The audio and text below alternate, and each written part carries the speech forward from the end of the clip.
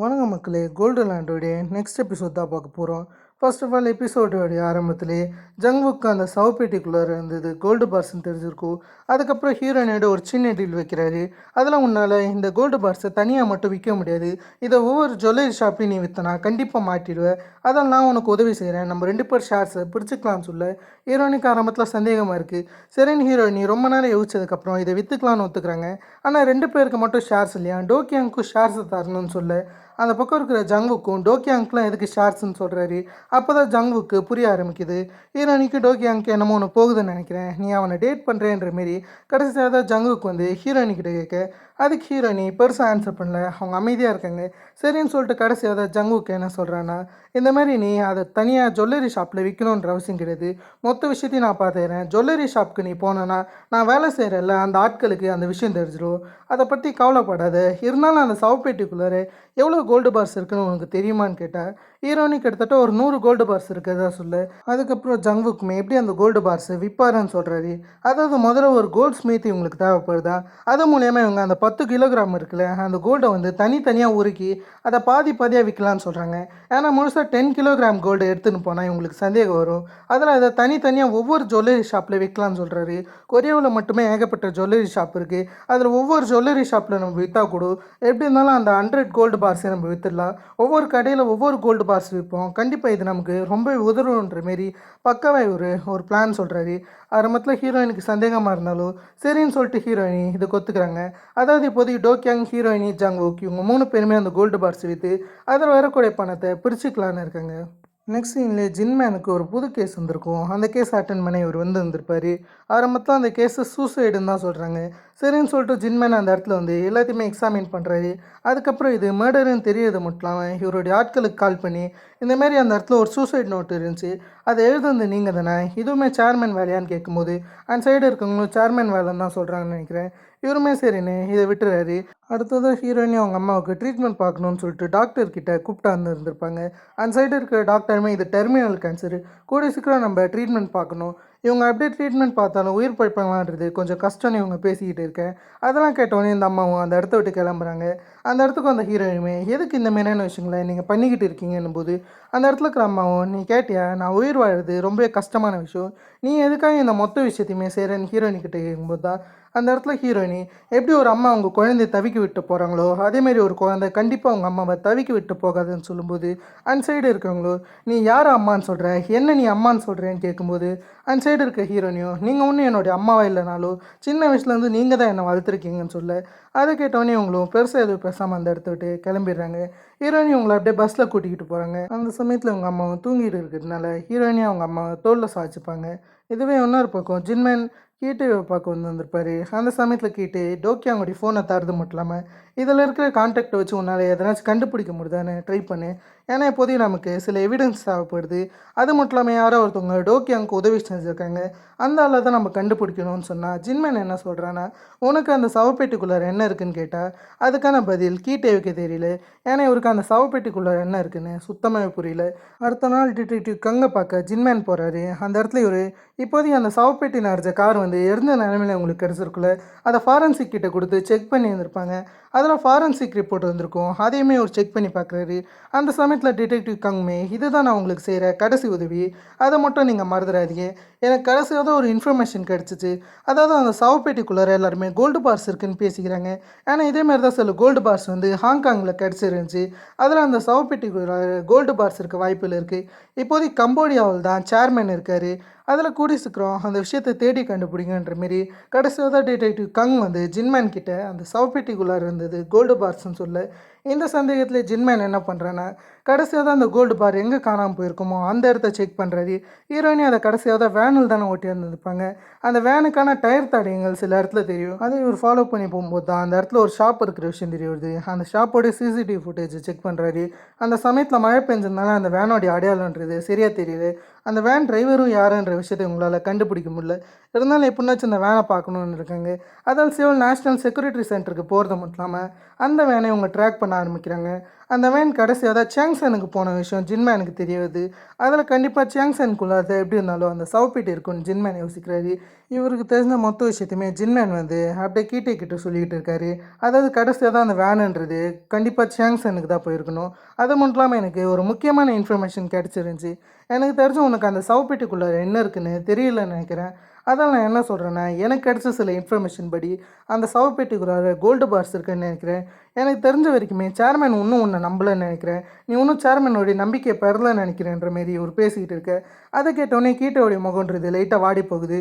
ஒருவேளை சேர்மேன் உண்மையாலுமே நம்பலையான்ற மாரி கீட்டை யோசிச்சுக்கிட்டு இருக்காரு. அடுத்ததாக கோல்டு ஸ்மித்தை தேடி ஜங்குக் போயிருந்திருப்பாரு. அதுபடி அந்த பையன்கிட்ட என்ன சொல்கிறேன்னா, எங்ககிட்ட சில கோல்டு இருக்குது, அந்த கோல்டு மொத்தத்தையுமே நீ சின்ன பீஸஸாக மாற்றி தரணும், அதுதான் உன்னோட வேலைன்னு சொல்லிட்டு ஜங்குக் சொல்ல, சரின்னு ஹோசியோக்குமே அந்த கோல்டு எங்கேருந்து கிடச்சிதுன்ற மாரி சில கேள்விகள்லாம் கேட்டுக்கிட்டு இருக்கேன். முதல் வேலையாக ஜங்குக் என்ன சொல்கிறான்னா, நான் இதெல்லாம் உனக்கு அப்புறம் சொல்கிறேன், ஆனால் இது மொத்தமே ரகசியமாக இருக்கணும், அதை ஞாபகம் வச்சுக்கோன்னு சொல்லுவாங்க. சரின்னு சொல்லிட்டு ஹோசியோக்கும் அந்த கோல்டை பார்க்கணுன்னு சொல்கிறாரு. ஜங்குக்குமே நம்ம காருக்கு கூட்டிகிட்டு போய் அந்த கோல்டை காமிக்கிறாரு. அந்த இடத்துல இவர் ஹீரோயினியை பாஸ்ன்னு சொல்லி தான் இன்ட்ரடியூஸ் பண்ணுறாரு. இவங்கள நீ பாஸ்ன்னு தான் கூப்பிடணும்னு சொல்லிட்டு ஹீரோயினியை இன்ட்ரடியூஸ் பண்ணுறது மட்டும் இல்லாமல் ஹீரோயினிக்கிட்ட அந்த கோல்டு பார்ஸை கேட்குறாரு.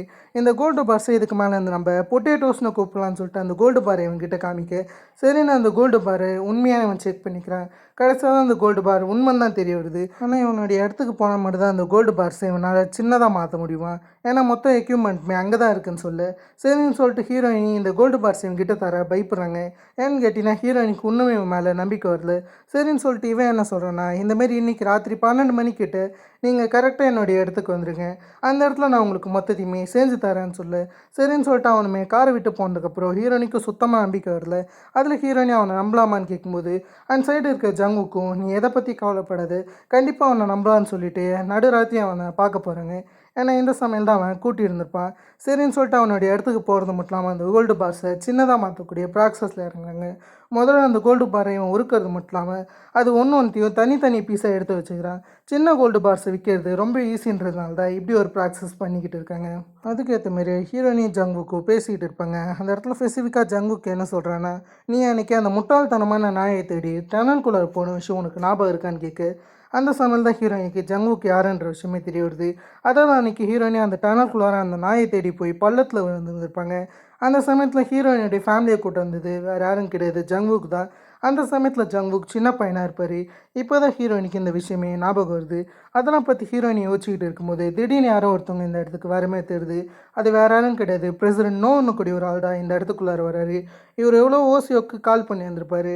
அந்த இடத்துல ஓசியோ கால் அட்டன் பண்ணியிருக்க மாட்டார். அதே சமயத்தில் லைட்டு இறந்துருக்குமா, சரின்னு சொல்லிட்டு இவர் ஹோசியோக்கை பார்க்க வராரு. அந்த சமயத்தில் தான் ஹோசியோக்கு வந்து ஹீரோயினையும் ஜங்குக்கும் ஒழிச்சு வச்சுருந்துருப்பார். சரின்னு உள்ளார மொத்த விஷயத்தையுமே செக் பண்ணுறதுக்காக தான் இந்த பிரசிடென்ட் நோ வராரு. அந்த இடத்துல பிரசிடென்ட் நோ என்ன சொல்கிறேன்னா, நான் தான் உன்னுடைய சிஸ்டரையும் உன்னுடைய அம்மாவையும் பார்த்துருந்தேன், அந்த விஷயம் எனக்கு நல்லாவே ஞாபகம் இருக்குது, இதை சொல்கிறதுக்கு எனக்கு கஷ்டமாக தான் இருக்குது, நீ இதுக்கு மேலே இந்த இடத்துல வேலை செய்ய வேணாம்னு நான் நினைக்கிறேன். எதுக்கு இந்த விஷயத்தை நான் உனக்கு சொல்கிறேன்னா, இப்போதைக்கு இந்த இடத்த சேர்மேன் ஷோய் வாங்கிட்டாரு, அவர் தான் இப்போதைக்கு இந்த இடத்துல இருக்க போகிறாரு, இந்த இடத்த நான் விற்றுட்டேன், அதில் கூடிய சீக்கிரம் இந்த இடத்த விட்டு போயிடுன்ற மாரி ஒரு ஃபார்முலா பேசிகிட்டு இருக்கு. அந்த இடத்துல அவங்க 2 பேருக்குள்ள ஒரு சில கான்வர்சேஷன்ஸ் போகுது. இருந்தாலும் அந்த இடத்துல சொல்ல வேண்டிய விஷயங்கள்லாம் சொல்லிவிட்டு பிரசிடென்ட் நோ கிளம்பலான்னு இருக்காரு. அந்த சமயம் தான் ஹீரோயினி கையில் வச்சுருந்த அந்த கோல்டு வாரை தெரியாமல் கீழே போட்டுருவாங்க. அது மூலயமா சத்தம் எழும்பி பிரசிடென்ட் நோவும் அங்கே என்ன நடக்குதுன்னு பார்க்க வந்துடுவார். அதே சமயத்தில் அவரை போட்டு தரலான்னு சொல்லிட்டு ஜங்குக்கு வேறு கையில் கத்தி எடுத்து வச்சுருந்துருப்பார். அவருமே அந்த இடத்துக்கு வரலான்னு இருக்கும்போது திடீர்னு ஜங்குக்கு வந்து அவருடைய தலையில் அடித்து அவரை மட்டையாக்கிறாரு. அந்த சமயத்தில் அங்கே இருக்கக்கூடிய ஒரு ஆயுதத்தை எடுத்து அது மூலியமாக அவரை போட்டு தள்ளிடலாம் ட்ரை பண்ணேன். அதே சமயத்தில் ஹோசியோக்கு முன்னாடி வரது மட்டும் இல்லாமல் அவரும் நீங்கள் போட்டு தள்ளலாம், என்ன போட்டு தள்ளணும், முதல்ல என்ன கொல்லுங்கன்னு சொல்லிட்டு அந்த இடத்துல ஹோசியோக்கு எமோஷனலாக பேசிகிட்டு இருப்பார். ஆனால் ஜங்குக் கொல்லலான்னு வரும்போது திடீர்னு ஹீரோயினி என்ன சொல்கிறாங்கன்னா, உனக்கு அந்த விஷயம் ஞாபகம் இருக்கா, நான் அந்த டனல்குள்ளே மாட்டியிருக்கும் போது நீ தான் எனக்கு உதவி செஞ்சிருந்தேன், நீ மட்டும் அன்றைக்கி அங்கே நான் அதே இடத்துல இறந்து போயிருந்திருப்பேன், அதை பற்றி நீ யோசிச்சு பாருன்ற மாரி சில விஷயங்கள்லாம் பேசி எப்படியும் அந்த இடத்துல ஜங்குக்குடைய மனசை ஆறுதல் படுத்திட்டாங்க. சரின்னு சொல்லிட்டு ஜங்குக் திரும்ப அந்த பிரசிடெண்ட்டை பார்க்க வராரு. அந்த சமயத்தில் ஹோசியோக் திரும்ப தடுக்கும்போது அந்த இடத்துல ஜங்குக் வந்து அவரை தூக்கிக்கிட்டு ஹாஸ்பிட்டலுக்கு தான் போகிறாரு. அதுக்கப்புறம் மொத்த வேலையுமே இவங்க முடிச்சிடுறாங்க. அந்த இடத்துல ஹோசியோக் இப்போதைக்கு வேலை செஞ்சுருப்பார்ல, அதுக்கான பணத்தை இவர் கேட்குறாரு. அந்த இடத்துல ஜங்குக்குமே மொத்தத்தையுமே விற்றுட்டதுக்கப்புறம் நாங்கள் உனக்கு பணத்தை தரேன்னு போது அந்த இடத்துல இருக்க ஹோசியோக் ஹீரோயினை நம்பர் தான் சொல்கிறாரு. ஆனால் ஜங்குக்கை நம்ப முடியாதுன்னு சொல்லு. இதை கேட்டோன்னே ஹீரோயினி அவர்கிட்ட ஒரு கோல்டு பார்ஸை ஃப்ரீயாகவே தந்துடுறாங்க. இதை வேணா நீ பணத்துக்கு பதிலாக வச்சுக்கோன்னு சொல்லிட்டு ஹோசியோக் கிட்ட தர. சரின்னு சொல்லிட்டு ஜங்குவுக்கு அது பெருசாக பிடிக்கலனாலும் இதுதான் நமக்கு தேவைன்னு சொல்லிட்டு கடைசியாக வந்து அவங்க 2 பேரும் இந்த இடத்த விட்டு போகிறாங்க. அந்த சமயம் தான் ஹீரோயினோட கையில் அடிபட்டிருக்கும். அந்த விஷயத்த ஜங்குவுக் நோட்டீஸ் பண்ணுறாரு. ஏன்னு கேட்டிங்கன்னா ஜங்குவுக்கு வந்து அந்த பிரசிடென்ட் நோவை கொல்றதுக்கு கையில் கத்தி எடுத்துருந்துருப்பார்ல. அந்த சமயத்தில் அதை ஹீரோயினை தடுக்கும்போது அவங்க கையில் கீறல் ஏற்பட்டிருக்கும். அதால் தான் காயம் வந்திருக்கு. அதெல்லாம் பார்த்தோன்னே ஜங்குவுக்கு ஹாஸ்பிட்டலுக்கு போகலாமான்னு கேட்க ஹீரோயினி அதெல்லாம் பரவாயில்லன்னு சொல்கிறாங்க. இருந்தாலும் ஹீரோயினி அந்த இடத்துல ஜங்கு கிட்ட ஒரு ப்ராமிஸ் கேட்குறாங்க. நீ எக்காரணம் கொண்டு யாரையும் கொல்ல மாட்டேன்னு சொல்லி, ஏன்னா மற்றவங்களை கொல்றது ரொம்ப மோசமான விஷயம், அந்த மாதிரியான விஷயத்தில் நீ பண்ணக்கூடாதுன்னு சொன்னேன். ஜங்குவுக்கு என்ன சொல்கிறான்னா, இப்போதைக்கு நம்மளை சேஸ் பண்ண இருக்க ஆட்கள் நீ நினைக்கிறதோட ரொம்ப மோசமானவங்க. அவங்கள கண்டிப்பாக நம்மளை கொன்றுவாங்க. நம்ம அவங்கள கொல்லனா கண்டிப்பாக அவங்க நம்மளை கொன்றுவாங்க. இது ஒரு வார், இந்த வாரில் கண்டிப்பாக இறப்புகள் இருக்க தான் செய்யும்னு சொல்ல. ஆனால் ஹீரோயினுக்கு அதை பற்றி கவலை கிடையாது. கடைசியாக ஹீரோயினி சிம்பிளாக ஜங்கு கிட்ட சொல்கிறது, நீ ஜஸ்ட் யாரையும் கொல்லக்கூடாதுன்னு சொல்ல. இதை கேட்டோன்னே ஜங்குக்கு ஒரு சின்ன ப்ராமிஸ் மட்டும் பண்ணிக்கிறாரு. அதுக்கப்புறம் ஹீரோயினி அவங்க வீட்டில் போய் தூங்குறாங்க. அந்த சமயத்தில் சோல்ஜங் வந்து இவங்கக்கிட்ட தப்பாக நடந்துருப்பார்ல, அந்த விஷயம் ஹீரோயினிக்கு ஞாபகம் வர ஆரம்பிக்குது. அதை நினச்சிக்கிட்டு இவங்க திடீர்னு கண்ணை திறக்கும்போது இவங்க அம்மா இவங்க கையில் ஆயில்மெண்ட் போட்டுன்னு இருக்காங்க. அந்த சமயத்தில் ஹீரோயினிமே என்னன்னு கேட்கும்போது இவங்க என்ன சொல்கிறாங்கன்னா, எதுவும் கிடையாது, என்னை மன்னிச்சிரு, ஏன்னா உன்னுடைய வாழ்க்கை இப்படி ஆனதுக்கு நானும் ஒரு காரணம்னு சொல்ல. அந்த இடத்துல ஹீரோயினி என்ன கேட்குறாங்கன்னா, நீங்கள் எப்படி அந்தமாரி ஒரு கேவலமான ஆளை கல்யாணம் பண்ண ஒத்துக்கிட்டீங்கன்னு கேட்கும்போது அந்த இடத்துல இருக்கிற ஹீரோயினுடைய அம்மாவும், எனக்கு அதை விட்டால் வேறு வழி கிடையாது, எனக்கு உன்னை வளர்க்க வேண்டியதாக இருந்துச்சு, அதுதான் எனக்கு கிடைச்ச ஒரே ஒரு வழி. ஆனால் எனக்கு நல்லா தெரியும் நான் போன வழியில் நீ போக மாட்டேன்னு எனக்கு நல்லா தெரியும், அதால் தான் உன்னை நான் இப்படி வளர்த்தேன்ற மாரி இவங்க 2 பேரும் கொஞ்சம் எமோஷ்னலாக பேசிக்கிட்டு இருப்பாங்க. அதுக்கப்புறம் இந்த இடத்த க்ளோஸ் பண்ணிட்டு போகலான்னு ஹீரோயினோட அம்மா இருக்கும்போது திடீர்னு அந்த இடத்துக்கு சோல்ஜாங் வர ஆரம்பிச்சிருவாரு. இதை பற்றி இவங்க ரொம்ப பதட்டமாயிடுவாங்க. உள்ளார இருக்க ஹீரோயினிக்கு இந்த விஷயம் தெரிஞ்சிடும். அதில் ஹீரோயினி சைலண்ட்டாக இருந்துக்கிறாங்க. ஆக்சுவலி இந்த இடத்துக்கு சோல்ஜாங் எதுக்கு வந்திருக்கான்னு கேட்டிங்கன்னா, இந்தமாரி சோல்ஜாங் கிட்ட இப்போதைக்கு பணம் கிடையாது, ஏகப்பட்ட கடன் தான் வச்சுருக்காரு. ஆனால் சோல்ஜாங்கோட ஏகப்பட்ட பொருட்களை வந்து இவங்க சில ஆட்கள் கிட்ட விற்று இருந்திருப்பாங்க. அதில் ஸ்பெசிஃபிக்காக ஒரு ஆள் கிட்ட விற்று இருந்திருப்பாங்களே, அந்த ஆள் வந்து மொத்த விஷயத்தையுமே சோல்ஜாங் கிட்ட சொல்லிட்டாரு. அதால் சோல்ஜாங் வந்து இந்தமாரி இவங்க கேள்வி கேட்டுக்கிட்டு இருக்காரு. ஹீரோயினோட அம்மா கிட்ட, என்கிட்ட இந்த மொத்த பொருளுமே நீ எப்படி விற்ற, உன்னோடைய அக்கௌண்ட் என்கிட்ட காமின்ற மாரி அவங்க நோட்டீஸ் பண்ண சில அக்கௌண்ட் நோட்டெல்லாம் எடுத்து பார்த்து இவங்கக்கிட்ட எவ்வளோ பணம் இருக்குது, என்னுடைய பொருளெல்லாம் எப்படி விற்றன்ற மாதிரி மொத்தத்தையும் செக் பண்ணியிருக்காரு. அதுக்கப்புறம் ஒரு கடுப்பில் வந்து என்னையே நீ ஏமாற்ற பார்த்துருக்கல, உனக்கு எவ்வளோ திமிருன்னு சொல்லிட்டு அந்த இடத்துல இவங்களை கொல்லலான்னு வருவார். அந்த சமயத்தில் இவங்களுடைய பாடியை காமிச்சிருந்துருப்பாங்க. அதில் முன்னவே ஏகப்பட்ட கோடுகள் இருக்குது. சோல்ஜாங் இவங்களை எவ்வளோ சித்திரவதை பண்ணியிருக்காரு இது மூலியமாக தெரியும். ஆனால் ஹீரோயின் இதை பார்த்துட்டு சும்மா இல்லை, கையில் கிடச்ச கோல்ஃப் பேட் மூலியமாக சோல்ஜாங்கை மண்டிலே அடிச்சிடறாங்க. அதுக்கப்புறம் சோல்ஜாங்க்கு ஏகப்பட்ட பிளட்லாம் சாக ஆரம்பிக்குது. அதை பார்த்தோன்னே ஹீரோயினிடமோ, நீ இந்த இடத்துல இருக்கக்கூடாது, டக்குன்னு இந்த இடத்த விட்டு போயிடு, இதுதான் ஒரே ஒரு வழி, அதெல்லாம் இதுக்கு மேலது இந்த இடத்துக்கு திரும்ப வராதுன்னு சொல்லிட்டு அந்த இடத்த விட்டு ஹீரோயினி அனுப்ப. ஹீரோயினிக்கு நடந்ததில் என்ன பண்ணுறதுனே தெரியல. அதெல்லாம் அவங்களும் அமைதியாக வெளியே போயின்னு இருப்பாங்க. அதே சமயத்தில் ஹீரோயின் அம்மா போலீஸ்க்கு கால் பண்ணுறது மட்டும் இல்லாமல், நான் ஒருத்தரை கொன்னுட்டேன்னு நினைக்கிறேன்ற மாரி போலீஸ்கிட்ட இன்ஃபார்ம் பண்ணேன். அதை கேட்டோடனே போலீஸ் அந்த இடத்துக்கு வர ஆரம்பிச்சிடுவாங்க. ஹீரோயினி அவங்க அம்மாவை விட்டு கொடுத்துடக்கூடாதுன்னு சொல்லிட்டு அந்த இடத்துக்கு போகும்போது போலீஸ் அதே சமயத்தில் அவங்க அம்மாவை அரெஸ்ட் பண்ணிடுறது. இதெல்லாம் தொடர்ந்து ஒரு சின்ன ஃப்ளாஷ்பேக் போகிறோம். அந்த இடத்துல ஹீரோயினி எவ்வளோ கஷ்டப்பட்டாங்கன்னு காமிக்கிறாங்க. ஹீரோயினி ஆரம்பத்தில் ஒரு ஹோட்டலில் வேலை செஞ்சுருப்பாங்க. ஆனால் அந்த இடத்துக்கு சோல்ஜாங் வரது மட்டும் இல்லாமல் நம்மள ஒரு ஃபேமிலி நம்ம ஒன்றா இருக்கணும்னு சொல்லி இருந்திருப்பாரு. அதுக்கப்புறம் ஹீரோயினி கோல்டு லேண்ட்னு கூடிய ஒரு கசினோவுக்கு போயிருந்திருப்பாங்க. அந்த கசினோவில் தான் முதல் டைமாக இவங்க டோக்கியாங்க பார்க்குறாங்க. பார்த்தோன்னே 2 பேருக்குள்ளார ஒரு சின்ன லவ் மலர்ந்த மாதிரி தான் தெரியுது. அதில் ஹீரோயினுமே அவர்கிட்ட சந்தோஷமாக பேசுவாங்க. செகண்ட் வாட்டி இவர் பார்க்க வரும்போது ஹீரோயினிக்கிட்ட சின்னதாக ஒரு பிளெயினை கிஃப்ட் பண்ணிட்டு போவார். ஹீரோயினிக்கு அது சுத்தமாக பிடிக்காது. ஹீரோயினி அவரே வச்சுருக்க சொன்னால் ஹீரோயினிக்கிட்டே அவர் அந்த பிளெயினை தந்துட்டு திரும்ப இந்தமாரி மேட்ச் விளையாட போகிறாரு. அந்த மேட்ச்சில் ஜெயிச்சா மொத்த காயினுமே ஹீரோயினிக்கிட்ட தரது மட்டும் இல்லாமல் இவருடைய கார்டுமே ஹீரோயினிக்கிட்ட வச்சுட்டு அந்த இடத்த விட்டு போயிடுவார். இதுக்கப்புறம் பின்னாடியே சோல்ஜாங் வரது மட்டும் இல்லாமல் திரும்ப ஹீரோயின்கிட்ட இவருடைய ஃபேமிலி கூட அட்டாச் ஆகிக்க சொல்கிறாரு. நீ எந்த இடத்துக்கு போனாலும் நான் கண்டுபிடிச்சிருவேன், உன்னால் என்கிட்ட இருந்து தப்பிக்க முடியாதுன்னு ஹீரோயினி மிரட்ட. அதுக்கெல்லாம் பயப்படாத ஹீரோயினி அவர் செக்ரட்டரி கிட்ட பிடிச்சி கொடுத்துருவாங்க. அதுக்கப்புறம் ஹீரோயினிக்கு அதிகமாக பணம் தேவைப்படுறதுனால திரும்ப டோக்கியாங்க பார்க்க போவாங்க. அந்த இடத்துல டோக்கியாங்க இவங்க கிட்ட சில காயின்ஸை கொடுத்து வந்திருப்பார்ல, அதில் இவங்க பணமாக மாற்றணும்னு சொல்கிறாங்க. அதுக்கப்புறம் ஹீரோயினி கடைசியாக தான் ஒரு கேம்லிங் மட்டும் பண்ண ஆசைப்படுறதா சொல்கிறாங்க. ஏன்னா ஹீரோயின் இது வரைக்குமே அவங்கள அன்லக்கின்னு மட்டும் தான் நினச்சின்னு இருப்பாங்க. அதில் ஒரு வாட்டியாச்சும் நமக்கு லக்கு உதவுதான்ற மாரி இவங்க டோக்கியாங்கோட சேர்ந்து இந்த மாதிரி கேம்லிங் பண்ண ஆரம்பிப்பாங்க. கடைசியாக 2 கேம்லிங்களுமே ஹீரோயினை ஜெயிச்சுறாங்க. முதல் கேம்லிங்கை டோக்கியாங் விளையாடுறாரு, ஆனால் செகண்ட் கேம்லிங்கை ஹீரோயினி தான் விளையாடுறாங்க. கடைசியாக தான் ஹீரோயினிக்கு ஒரு வெற்றி கிடைச்சது. அதுக்கப்புறம் இவங்க 2 பேரும் அதிகமாக டைமை ஸ்பெண்ட் பண்ண ஆரம்பிக்கிறாங்க. கடைசியாக தான் இவங்க 2 பேரும் உட்காந்து பேசும்போது ஹீரோயினி இந்த மாதிரியான ஒரு வாழ்க்கையை அனுபவிச்சதே இல்லைன்னு சொல்ல. அந்த இடத்துல டோக்கியாங் ஸ்பெசிஃபிக்காக என்ன சொல்கிறேன்னா, நீ என் கிட்ட கிடைச்சது என்னுடைய அதிர்ஷ்டம்னு நினைக்கிறேன், நீ மட்டும் என் கூட இல்லை என்னதுக்கு நான் இப்படி இருந்திருக்க மாட்டேன், கேமிங் விளையாடிட்டு எங்கனாச்சும் தான் கடந்து வந்திருப்பேன்ற மாரி அவர் சொல்ல, அதை கேட்டோன்னே ஹீரோயினுக்கு சர்ப்ரைஸாக இருக்குது. ஏன்னா ஹீரோயின் எல்லாரும் அன்லக்கின்னு சொல்லியிருந்திருப்பாங்க. முதல் வாட்டி டோக்கியாங் தான் லக்கின்னு சொல்லியிருக்காரு. அதெல்லாம் நமக்கு காமிச்சிட்டு ப்ரெசன்ஸ் இல்லை ஹீரோயினி திரும்ப சில கோல்டு பார்ஸ் எடுக்கிறதுக்காக அந்த சியாங்சான் டனலுக்கு வந்திருந்திருப்பாங்க. அந்த சமயத்தில் ஹீரோயினி அவங்களுக்குள்ளரே சிலதை பேசிக்கிறாங்க. நம்ம சரியான பாதையில் போகிறோமா, இது சரியான்ற மாரி அவங்களுக்குள்ளரே ஏகப்பட்ட கேள்விகள் எழும்புது. அதுக்கப்புறம் ஜின்மேனை காமிக்கிறாங்க. அவருமே இந்தமாரி திரும்ப திரும்ப அந்த சிசிடிவி ஃபுட்டேஜை பார்த்துக்கிட்டே இருப்பார். அப்படி பார்க்கும்போது கடைசியாக தான் அந்த காரை ஓட்டிகிட்டு போனது ஒரு பொண்ணுன்ற விஷயத்தை இவர் எப்படியோ கண்டுபிடிச்சிறாரு. அது மூலயமா இவர் முன்னவே எங்போ ஏர்போர்ட்டை விசாரிச்சுருந்துருப்பார். அந்த ஏர்போர்ட்டில் 2 பொண்ணுங்க மேலே இவருக்கு சந்தேகம் ஏற்படுது. ஏன்னா இவங்க 2 பேரும் தான் டோக்கி அவங்களோட கனெக்ஷனாக இருந்திருக்காங்கன்னு இவர் யோசிச்சுக்கிட்டு இப்போது எங்போ ஏர்போர்ட்டுக்கு கிளம்பலாம் இருக்காரு. அந்த சமயம் தான் இவர் ஹீரோயினுடைய அம்மாவை பார்க்குறாரு. அவங்கள பார்த்தோன்னே எங்கேயோ பார்த்த மாரி இருக்குன்னு சொல்லிட்டு இவர் யோசிச்சுன்னு இருக்க அதே சமயம் தான் அந்த இடத்துக்கு மீஜா வரது மட்டும் இல்லாமல் ஹீரோயினோட அம்மா கிட்ட பேசிக்கிட்டு இருப்பாங்க. சோல்ஜங்க அடித்த கேஸில் தான் இவங்க இந்த இடத்துல இருக்காங்க. இதெல்லாம் நடந்து இருக்கும்போது அந்த சைடு சங்குக்கு இருக்கார்ல, அவர் இப்போதைக்கு மொத்த கோல்டுமே விற்க ஆரம்பிச்சுருந்துருப்பார். ஒவ்வொரு ஜுவல்லரி ஷாப்க்காக போய் ஒரு கிட்ட இருக்கக்கூடிய கோல்டெல்லாம் விற்று இருந்திருப்பார்.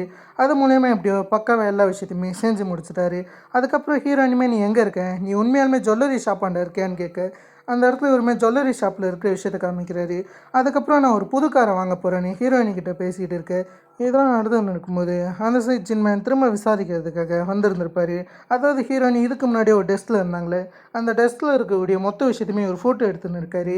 யூஜின்மே நீங்கள் என்ன பண்ணுறீங்கன்னு கேட்கும்போது இவர் என்ன சொல்கிறேன்னா, டோக்கியாங்க்கு ஆக்சிடென்ட் ஆகிருக்கு, அந்த ஆக்சிடென்ட் யார் பண்ணாங்கன்னு தெரியல, அதே சமயத்தில் எங்களுக்கு அந்த சவப்பெட்டி கிடைக்கல, அது விஷயமா இன்வெஸ்டிகேஷன் பண்ண வந்திருக்கோன்னு சொல்ல, இந்த சவப்பெட்டியை பற்றி முன்னவே யூஜினுக்கு தெரிஞ்சிருக்கும். ஆக்சுவலி டோக்கியாங் இருக்குல்ல, முதல் முறையாக யூஜின் கிட்ட தான் உதவி கேட்டிருந்திருப்பாரு. அதாவது யூஜினும் டோக்கியாங் இதுக்கு முன்னாடி டேட் பண்ணியிருக்காங்க. அந்த இடத்துல யூஜின் கிட்ட அந்த சவப்பெட்டியை நீ உள்ளார அலோவ் பண்ணுவேன்னு கேட்கும்போது அந்த இடத்துல யூஜின் முடியாதுன்னு அதை டோட்டலாக ரிஃப்யூஸ் பண்ணியிருந்திருப்பாங்க. ஆனால் கடைசியாக தான் என்ன நடந்திருக்குன்ற விஷயம் நமக்கே தெரியும். இருந்தாலும் இந்தமாரி ஒரு அந்த சவப்பெட்டியை கடத்தி வச்சுருந்துருப்பார்ல வேனில், அந்த சமயத்தில் கூட யூஜின் கூட சேர்ந்து தான் அந்த சவப்பெட்டியை இந்த இடத்த விட்டு கொண்டு போகலான்னு வச்சுருந்துருப்பாரு. இப்போதையும் அவங்க கிட்டேருந்து கிடைக்கக்கூடிய மொத்த பணம் மூலியமாக யூஜின் கூட லைஃபே செட்டில் ஆகலான்ற மாரி ஒரு சின்ன திட்டம் போட்டிருந்திருப்பாரு. ஆனால் யூஜின் அதுக்குமே ரெஃப்யூஸ் பண்ணியிருந்திருப்பாங்க. அதில் தான் டோக்கியாங்க்கு யூஜினுக்கு ஒரு சின்ன சண்டை ஏற்பட்டிருக்கும். இருந்தாலும் ப்ரெசன்ட் சீனில் டோக்கியாங்க்கு ஆக்சிடென்ட் நடக்கும்போது நீங்கள் அந்த சமயத்தில் எங்கே இருந்தீங்கன்ற மாரி ஜின்மேன் ஒரு கேள்வி கேட்க, இந்த சைடு இருக்க யூஜின்மே நான் இந்த மாரி சினிமாஸில் இருந்தேன், அந்த இடத்துல ஒரு சின்ன படம் நான் பார்த்துக்கிட்டு இருந்தேன்ற மாரி இவங்க சில விஷயங்களை பேசிகிட்டு இருக்குங்க. ஆக்சுவலாக அன்றைக்கி வந்து அந்த சவப்பெட்டியை கடத்தி இருந்திருப்பாங்க. யூஜினுமே அந்த சவப்பெட்டிக்குள்ளார ட்ரக் இருக்குது தான் நினச்சிருந்துருப்பாங்க. இருந்தாலும் யூஜின் பெருசாக எந்தவித பிரச்சனையுமே வேணான்னு சொல்லிட்டு கடைசியாக தான் ஒரு வாட்டி டோக்கியாங்க்கு உதவி செஞ்சுருப்போம்னு சொல்லிட்டு அந்த சவப்பெட்டியை கடத்தி இருந்திருப்பாங்க. அதுக்கப்புறம் ஜின்மேன் கேட்கக்கூடிய சில கொஸ்டினையும் இவங்க பக்காவாக ஆன்சர் பண்ணுறாங்க. கடைசியாக தான் ஜின்மேன் வந்து ஹீரோயினுடைய ஃபோன் நம்பர் எதனாச்சும் உங்ககிட்ட இருக்கா, இதுக்கு முன்னாடி இந்த ஃபோனுக்கு நான் கால் பண்ணி பார்த்தேன், ஆனால் எதுவுமே ரீச் ஆகிற மாரியே தெரிலன்னு இவர் சொல்லும்போது நான் உங்ககிட்ட இதை பற்றி பேசுகிறேன்னு இவங்க சொல்கிறாங்க. சரின்னு சொல்லிட்டு கடைசியாக தான் ஜின்மேன் விசாரித்த மொத்த விஷயத்துமே ஹீரோயின்கிட்ட யூஜின்னு சொல்லிட்டாங்க. அதெல்லாம் பார்த்து ஹீரோயினும் கொஞ்சம் ஸ்ட்ரெஸ்ஸாக இருக்கும்போது அதே சமயம் தான் அந்த இடத்துக்கு ஜங்குக்கு வருவார். புது கார் வேறு ஜங்குக்கு வாங்கியிருக்காரு. சரின்னு சொல்லிட்டு ஹீரோயினோட சந்தோஷமாக போயிட்டு இருக்காரு. அந்த சமயத்தில் ஹீரோயின்கிட்ட அந்த பணத்தையுமே காமிப்பார். கிட்டத்தட்ட அதில் 800 மில்லியன் கிட்ட இருக்கிற விஷயத்தை பற்றி இவர் பேசிக்கிட்டு இருக்கார். இன்னொரு பக்கம் சியோல் ஜங் இருக்கார்ல, அவர் இப்போதைக்கு ஹீரோயின் மேலே ரொம்ப கடுப்பாக இருக்கார். மீஜா வேறு இந்த மாதிரி ஹீரோயினோட அம்மா தான் மொத்த தப்பையுமே பண்ணதுன்ற மாரி சியோல்ஜங் கிட்ட வந்து பேசினா அந்த இடத்துல சியோல்ஜங்க்கு எல்லாமே ஞாபகம் இருக்குன்னு சொல்கிறாரு. இதை பண்ணது ஒன்றும் அவள் கிடையாது, இது மொத்தத்துக்கு காரணம் ஹீஜு தான், அவள் தான் இது மொத்தத்தையுமே பண்ணி வச்சுருக்கா. நான் ஹீஜு கிட்ட இந்த விஷயத்த சொன்னேன்னு நீ அவகிட்ட சொல்லிவிடு, எனக்கு இப்போதைக்கு பணம் தேவை, ஒருவேளை இப்படி எனக்கு பணம் கிடைக்கலாம் நான் கண்டிப்பாக அவளுடைய அம்மாவை ஜெயிலுக்கு காமிச்சிடுவேன்ற மாரி இவர் செமையாக இந்த மாதிரி இவங்களை மிரட்டி விடுறாங்க. சரி நடந்த மொத்த விஷயத்தையுமே மீஜா வந்து ஹீரோயின்கிட்ட இன்ஃபார்ம் பண்ணேன். அதை கேட்ட ஹீரோயின் வேறு கொஞ்சம் டென்ஷனில் இருக்காங்க. அதை கவனிச்சு ஜங்குக்கு என்ன கேட்குறான்னா, உனக்கு என்ன பிரச்சனைன்னு என்கிட்ட சொல்லு, உனக்கு ஒரு பிரச்சனை அது கண்டிப்பாக எனக்கும் பிரச்சனைன்னு சொல்ல. ஹீரோயினி அது எப்படி நம்ம 2 பேரோடைய பிரச்சனைன்னு கேட்டால் அந்த இடத்துல இருக்கிற ஜங்குக்குமே நம்ம 2 பேரோடைய பிரச்சனைனா இதோட நம்ம டீல் முடிஞ்சிடுச்சுன்னு அர்த்தம். அதால் தான் நான் சொல்கிறேன் என்னால் முடிஞ்ச உதவியை நான் உனக்கு பண்ணுவேன்ற மாரி இவர் ஹீரோயின் கிட்ட பேசிகிட்டு இருக்கேன். அதுக்கப்புறம் தான் ஹீரோயினி நடந்த மொத்த பிரச்சனையை பற்றி ஜங்குக் கிட்ட சொல்கிறாங்க. இதெல்லாம் நடந்துன்னு இருக்கும்போது யூஜினோடைய காரை ஜின்மேன் ஃபாலோ பண்ணிக்கிட்டு இருப்பார். ஏன்னா அவங்க காரில் இருக்கிற டேஷ் கேமை பார்க்கணுன்னு சொல்லிட்டு அதில் பக்கமாக அவங்க காரை நிறுத்தும் போது அந்த காருக்குள்ளே டேஷ் கேமை செக் பண்ணுவார்.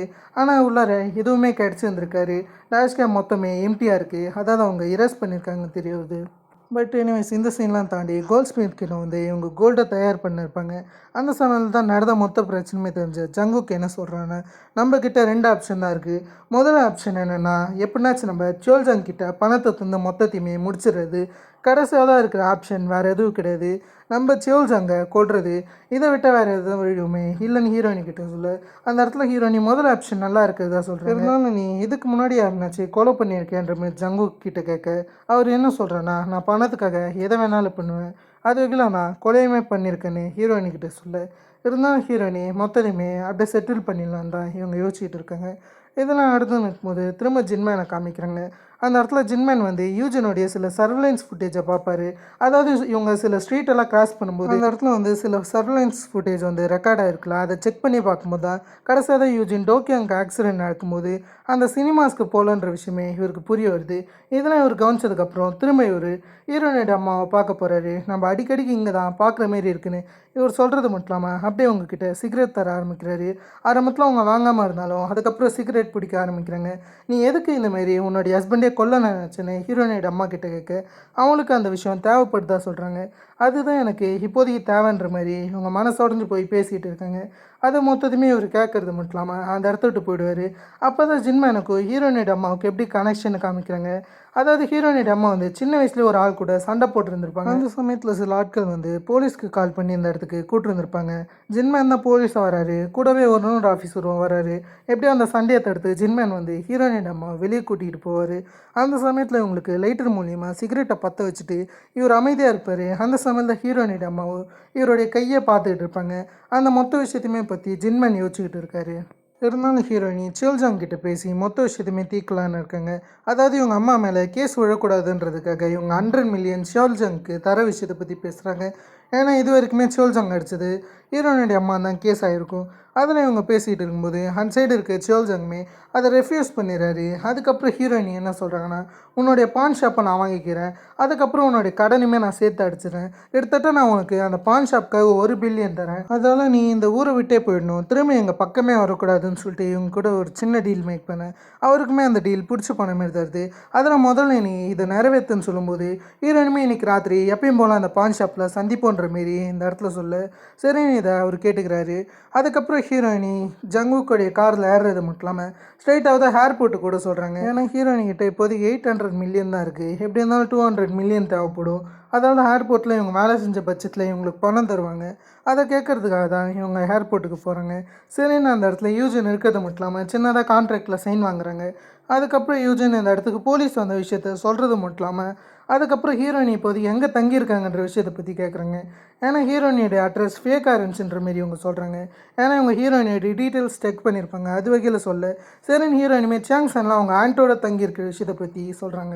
அப்புறம் தான் யூஜனுக்கு ஜின்மேன் சொன்ன விஷயம் ஞாபகம் வருது. அதாவது ஜின்மேன் வந்து கடைசியாக தான் அந்த சவப்பேட்டியோட வேன் வந்து சாங்சனுக்கு போச்சுன்ற மாரி இவங்கக்கிட்ட சொல்லி வந்திருப்பார். அந்த விஷயத்தை இவங்க கேட்டுருந்துருப்பாங்க. சரின்னு சொல்லிட்டு அந்த இடத்துல இவங்க ஹீரோயின் கிட்ட என்ன சொல்கிறாங்கன்னா, எக்கா இருந்த கொண்டு யாருனாச்சும் வந்து உங்ககிட்ட கேட்டால் சாங்சனில் தான் நீ தங்கியிருக்கிற விஷயத்தை யார்கிட்டையுமே சொல்லாது. ஏன்னா கடைசியாக தான் அந்த வேன் சாங்சனுக்கு போன விஷயம் போலீஸ் ஆஃபீஸர்ஸ்க்கு தெரிஞ்சிருக்கு, அதில் அந்த விஷயத்த சொல்லாதுன்னும் போது அந்த இடத்துல ஹீரோயினுமே எனக்கு நீங்கள் என்ன பேசுகிறீங்கன்னு புரியலன்னு அந்த இடத்துல இருக்கக்கூடிய யூஜின் என்ன சொல்கிறாங்கன்னா, எனக்கு எல்லாமே நல்லா தெளிவாக தெரியும், நீ இப்போதைக்கு டோக்கியாங்க நம்பிக்கிட்டு இருக்கல, ஆனால் அவனை நீ முழுசாக நம்பாத.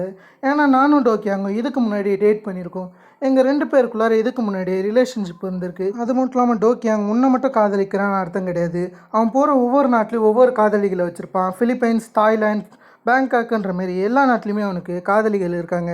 அதெல்லாம் இந்த விஷயத்தை ஞாபகம் வச்சுக்கோ, யாரையும் நீ முழுசாக நம்பிடாத. இந்த விஷயத்தில் நான் உங்ககிட்ட பேசுறதுக்கு காரணம் என்னால் உனக்கு உதவி செய்ய முடியும், எக்காரணத்தில் உனக்கு எதனாச்சும் பிரச்சனை வந்துச்சுன்னா என்கிட்ட உதவியை கேளு, கண்டிப்பாக நான் பண்ணுறேன், ஏன்னா உன்னோடைய நிலைமையில் தான் நானும் இருந்திருக்கேன்ற மாரி இவங்க ஹீரோயினுக்கு சின்ன அட்வைஸ் தராங்க. சரின்னு ஹீரோயினுமே ஜங்குவோட காரில் போயிட்டு இருக்குங்க. அந்த சமயத்தில் ஜங்குக்குமே அவங்க பணம் தந்தாங்களான்னு கேட்க அந்த இடத்துல ஹீரோயினி பணம் தந்த விஷயத்த சொல்கிறாங்க. அதே சமயத்தில் ஜின்மேனுமே மெசேஜ் அனுப்பிச்சிருந்துருப்பாரு, நான் தான் அந்தமாரி போலீஸ் ஆஃபீஸர் ஜின்மேன் பேசுகிறேன், இந்த மெசேஜை நீங்கள் பார்த்தீங்கன்னா எனக்கு கால் பண்ணுங்கன்னு சொல்ல சரின்னு ஹீரோயினுமே என்ன பண்ணுறதுன்னு யோசிச்சுன்னு இருக்கும்போது ஜங்குக்கு யார் மெசேஜ் பண்ணதுன்னு கேட்க அந்த இடத்துல ஹீரோயினுமே நடக்கிற பிரச்சனைகள்லாம் சொல்லி இப்போதைக்கு போலீஸ் ஆஃபீஸர்ஸ் கால் பண்ணுற விஷயத்தை பற்றி சொல்கிறாங்க.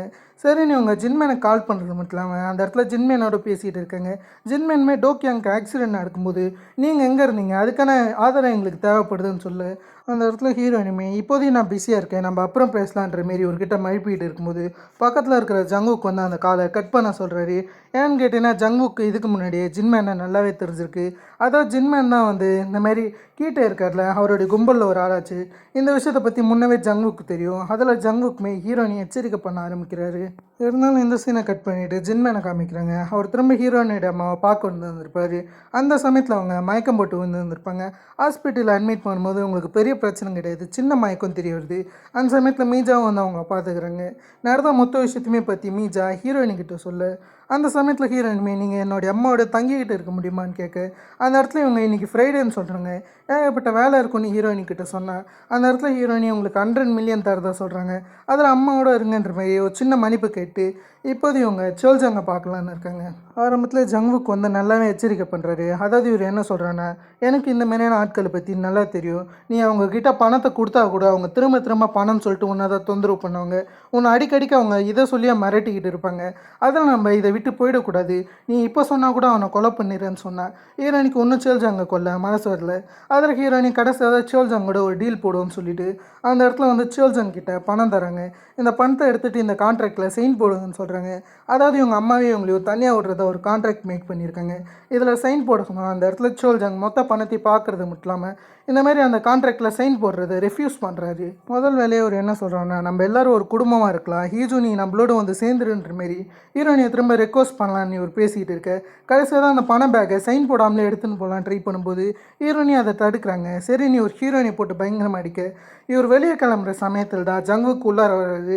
வரது மட்டும் இல்லாமல் ஹீரோயின்கிட்ட நான் முடிச்சுட்டு தான் சிக்னல் காமிக்க ஹீரோயினுமே முடிச்சுட்டுன்ற மாரி ஒரே வார்த்தையை தான் சொல்கிறாங்க.